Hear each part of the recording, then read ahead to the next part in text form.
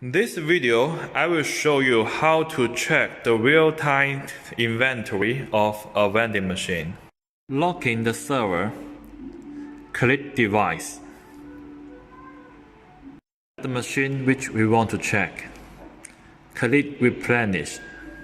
Click the first layer, and then we can see the stock and the capacity number. All are the real-time number, so you can go to replenish when the stock is low.